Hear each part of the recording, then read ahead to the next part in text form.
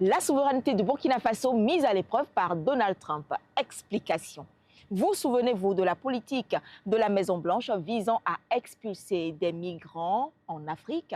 Cette politique à laquelle le Ghana, le Rwanda, les Swatini et le Soudan du Sud ont adhéré, eh bien, elle a été également proposée au président Ibrahim Traoré. Il a été demandé au Burkina Faso d'accepter des ressortissants, même non burkinabés, faisant l'objet d'expulsion des États-Unis. Mais les autorités burkinabées refusent que le pays soit une terre de déportation. Des ressortissants qui sont sous des injonctions de choisir une destination. Parce que nous sommes un pays à visa gratuit. Le Burkina Faso est une destination. Le Burkina Faso n'est pas une terre de déportation.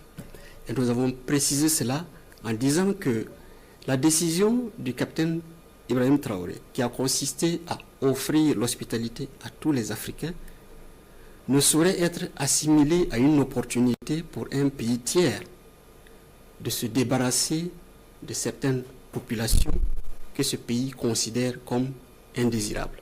En réalité, ce débat entre les États-Unis et le Burkina était abordé à plusieurs reprises. Il s'est amplifié après la décision du 11 septembre du Burkina Faso de rendre gratuits les visas pour les Africains. La conséquence du refus du gouvernement burkinabé face à la demande de la Maison-Blanche n'a donc pas tardé. Les États-Unis ont suspendu temporairement les visas étudiants et touristes à tout ressortissant burkinabé qui fait sa demande au Burkina Faso. La note de l'ambassade des États-Unis au Burkina, citée par le ministre des Affaires étrangères, a en outre précisé que les Burkinabés devront désormais se rendre à Lomé pour la dite demande.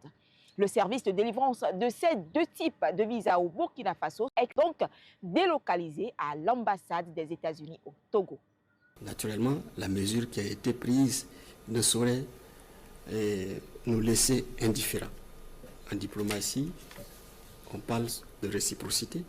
Nous prendrons les mesures qu'il faut, à la limite des mesures qui ont été prises par les autorités américaines, sans pour autant compromettre l'amitié, la solidarité, la fraternité entre les peuples du Burkina Faso et les peuples américains.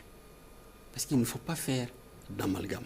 Enfin, le Burkina dit rester ouvert au dialogue. En attendant, les visas étudiants et touristes à la demande des ressortissants burkinabés vont être désormais délivrés à l'ambassade des États-Unis à Lomé, au Togo.